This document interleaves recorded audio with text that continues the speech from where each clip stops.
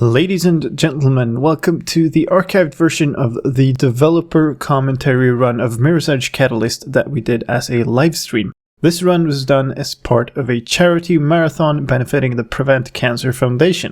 It is presented without ads, and instead I would like to ask that if you enjoyed this content, please consider donating $1 or $2. You can find links that on the video and in the description. Enjoy.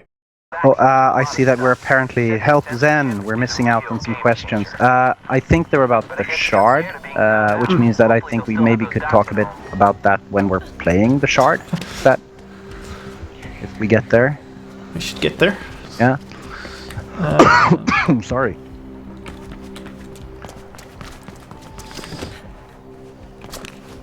I mean, we can do both. But if it's like super specific to the shard, it fits better. Yeah, let me see. I'll say shard second part is questionable at least. What happened with all those mag ropes and so little parkour? That is. That is. We can talk at length about that. Yeah, it was a. I mean, the intent was always to have the shard as kind of a master class where you use all your gadgets you've gathered and through the game. It's also about climbing something that is 2.5 kilometers high or something like that. Even though the gameplay mesh isn't actually that. We cheated. Yes. Basically, there was the intent was to actually have quite a bit of that, and then yes, maybe we overdid it a bit. To say I least. think. Well, it was not just that, but it was also the fact that parts of the shard were unfinished and got cut. Yeah. Oh, yeah. So we ended up with this. Okay, we have to get up this building. Like, there's no option to not go up this building. No, I mean the game ends there. So.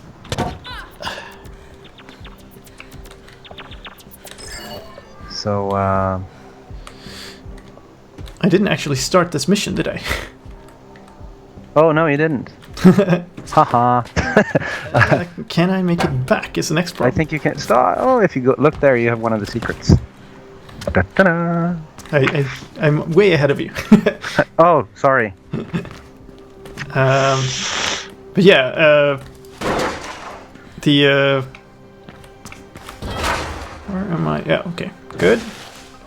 This should do it. And I think I can drop down. Maybe I can't. Do that. Oh, that worked. Okay. Let's start that over then. So this is another one of those, like how very late in this development you were supposed to start this mission at the top, basically. And this whole fan thing was a puzzle. Oh yeah. Right. But I can get in that way. Because of how the mission start system works and stuff, that didn't work out. I can't remember the details of it, but that's why. Yeah. So we ended up basically moving the start of the mission to this arbitrary point in the middle of nowhere and just start the mission there. Yeah. Yeah, that red mission start marker was added really late. Gets you wondering how many more of those Kruger sectoids don't like what they're doing. On the other hand, I guess most people feel like they don't have much of a choice. This is actually I like this. I mean, it's a short and sweet side mission. Yep. Like it. It's also one of those let's add a cutscene pretty late things. Yeah. This used to just be What a jump. you go into the room, you pick up the stuff, and then you leave. I can't get in from I mean, I like the whole thing with Faith actually, breaking into places and just being a thief. Found a way in. And yeah, if we had I got them. a bit more time early in the development, it would have been great to add more of these places where you can just do some cool parkour things and then break into places and steal shit. Yep. I just showed up. It's also hard to say though, because early on in the development it would have been hard to know that that's the right place to put your effort. Yeah, yeah. Yeah, it is. I mean, Guess he called his friends. So, question: why and when did you decide on a progression system? The progression system was also one of the earliest things we decided on. We decided on a city, the free roaming parts of the city. We decided that we weren't going to have gunplay. We decided on a progression system, and that was really early. And the general, the first reasoning, or reason for a progression system was actually, it's not about keeping stuff away from the player. It's about portioning it out at a good pace so people can learn. Because a lot of people had issues and had problems playing the first game because it was hard. So that was one of the reasons for that. It suffered a bit from a tutorial up front that was meant to teach you every single thing in the game. Yeah. And then nothing until very late in the game. You had to use some wicked combination of those.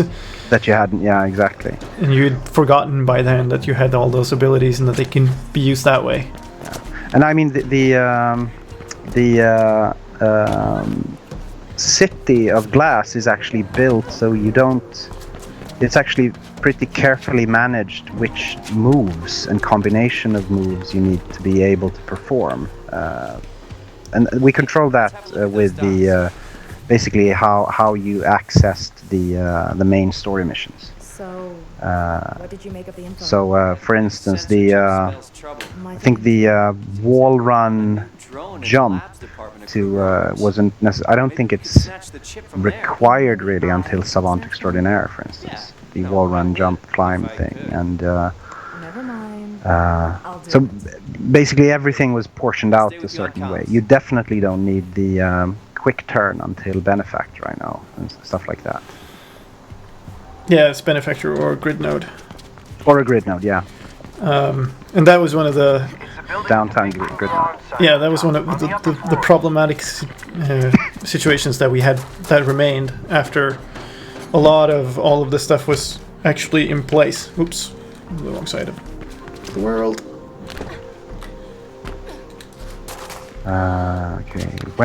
Okay, there's a question about Elysium here. When glitching out of bounds in Elysium, I realized that there are like 20 solid floors you can climb to the very top of the building. They're probably there because you can see some part of them from outside,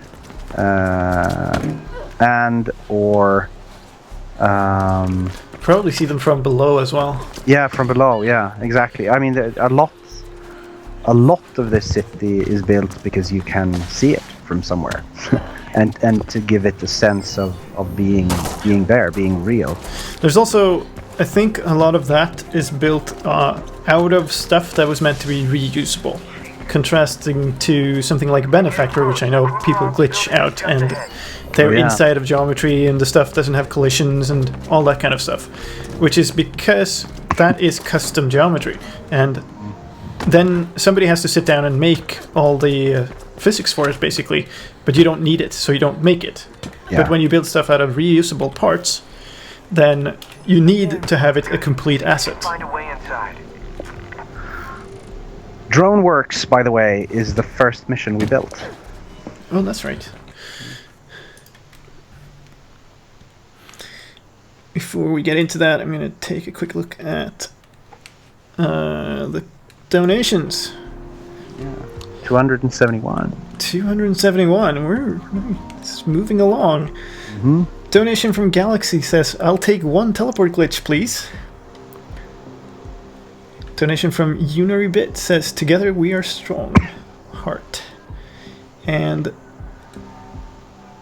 a donation from Mel Merkirk, I think, is the name. Good luck. Well, thank you.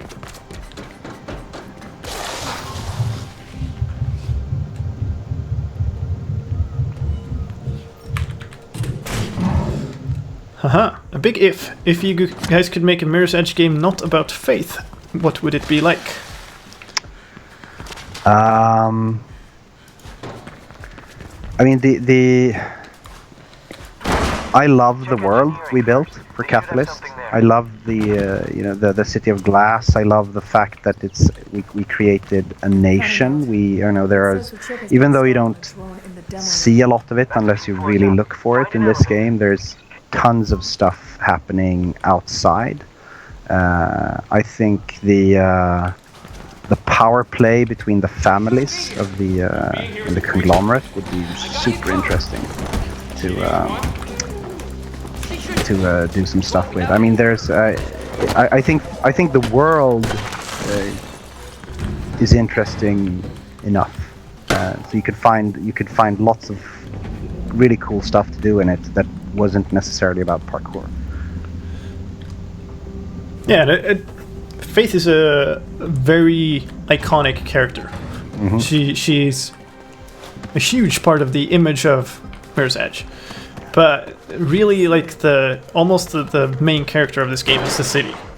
Yeah, and so I mean, we had such insane amounts of backstory and details about the world that we all, I mean, it's all used, and we all it was all used to just to create the city, to decide stuff like how should the logos for each corporation look like, what colors, what primary colors do the corporations use, how do the runners speak, how do the Kruger sect speak, how do the family members speak, what different types of which families like each other and which families are mortal enemies, etc. There's tons of stuff there that I hope that DICE will eventually delve into sometime, but I don't know anything about that. I'm like I said, I left DICE a couple of months ago, so I actually don't know what's gonna happen. Yeah, there's been a number of those questions, like, is there DLC, is there another game? None of us, neither me nor Eric, are at DICE anymore. If you want to find out more about those, you'll have to ask people who actually are at DICE, and I doubt that they will give you any answers. No, I mean, to be honest, I wouldn't. No, exactly. I mean, the game in development tends to be very secretive. Yeah. And especially when it comes to unreleased stuff that hasn't been announced, that's like the mortal sin to leak something like that.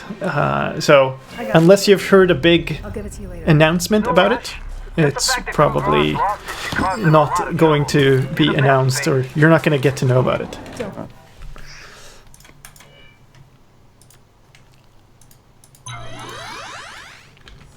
That's, I mean, for me, after having left DICE, I actually find,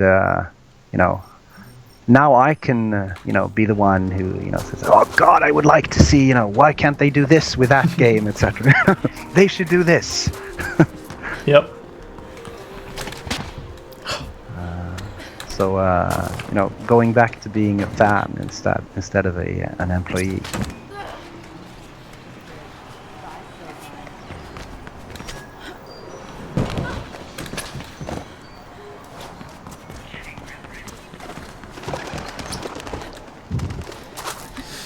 Where are we? Okay.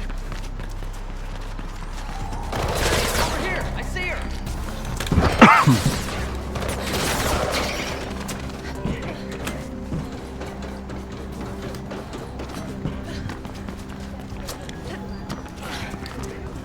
Flashback mission would have been great. Oh, depends on how you make it. Yeah, it would have been great if it turned out great.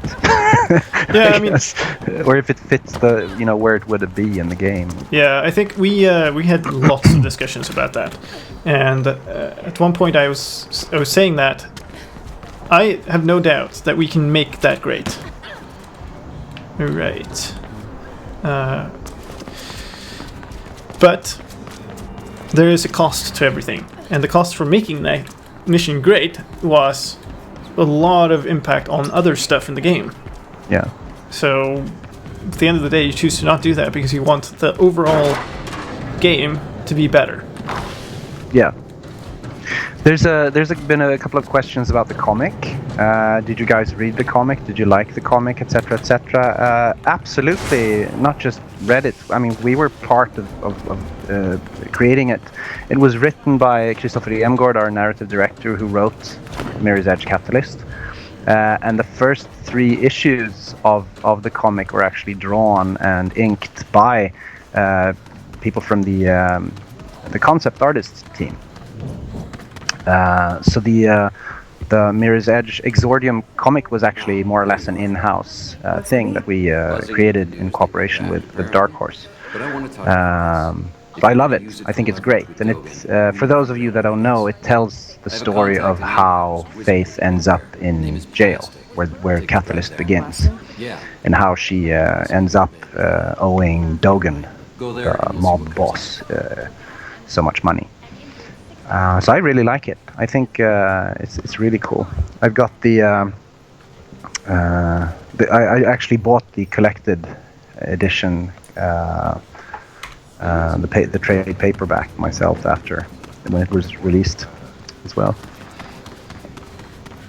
Why do you need to unlock the map to buy skills but not to use the actual map? The map unlock is a tutorial for the progression unlock system. So you, at that point, you unlock the map. It's just so we show you how to unlock stuff. It's as simple as that. How do you feel the game plays without runner's vision? Some gear for me. If you've played the game as much as me and Mikael have, the game plays really well without runner's vision. But you do know you have to know your way around. Yeah. The ribbon, the red ribbon, is which I don't know. Are we playing with the ribbon or not? We're playing with no runner's vision. No runner's vision. Oh yeah, I haven't even thought about it. So the red ribbon was actually also a late addition to the game, which turned out really well and really helped people. We do a lot of play tests when you build games this big, and basically helping people finding their way around is just that was one of the things we realized we need to work more on. So I think the runner's vision system works really well. But I do think that when you know the city and just want to go exploring, it's more fun without it.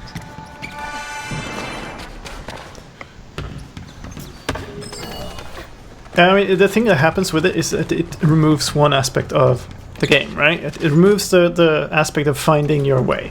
Yeah. And I think that's good in a sense because people do not get lost, because that was one of the big complaints when we were previewing and testing the game was like, I cannot find my way here. So it fixes that problem, but then it also streamlines the game a little bit too much. Yeah, in some cases. It introduces another problem, and is that people don't look around at all. Which means that as long as if you only follow the ribbon, you don't look at the environment, and that means you don't get to know the city. And the more, I think the game, just like the first Mirror's Edge, was more fun the third time you played it because you knew what to do and where to go and what to look for. I think Catalyst and the city becomes more fun when you get to know the city and get to find all the hidden stuff that we put in it. And there's also a puzzle element to traversal in the game, and that gets kind of trivialized and removed by the runner's vision. Yeah. In a way that it didn't do in the first game, by the way, because that had fully scripted runner's vision because the level designers always knew which direction you were heading. Yeah. So we didn't for this game. I mean, the player could come from anywhere. I think you need double wall run to get up there that way, or you can just do that. Sorry, I'm commenting on stuff that's happening. You have 5 seconds. This is a time travel thing. Here to see plastic? 4. Where was I with the runner vision? 2. I think it's It's basic. I mean, Mirror's Edge is more. It's like learning a racetrack. It's like, you know, in a racing game, or just, you know, or finding the perfect spots in a Counter-Strike map. You know, you learn. The more you learn the environment and learn how the map, you know, you find all the nooks and crannies in it, then the game is more fun. So I mean, exploration was a big thing, you know, for me, which I, you know, from the initial pitch, you know, this is a game about exploring the city, and that, you know, Yeah, I found it. Not a question. which is why I find that the game is more fun once you've, you know, Don't mind. leveled up a bit. I just find that, you know, turning off runner's vision just makes it more fun for me. Unfortunately, I know everything about the city. I know basically this one part of the game where I can never find my way. It's a little bit of construction or rezoning. Yeah. Development Zone G is the final name for that. Oh shit, we changed that name so many times. I think it's called Residential Development Zone. Ah, that's the one. Yeah. It's enough. There you go. That's internal names coming back. We called it construction basically all of the time, and it's part of that I just can never find my way.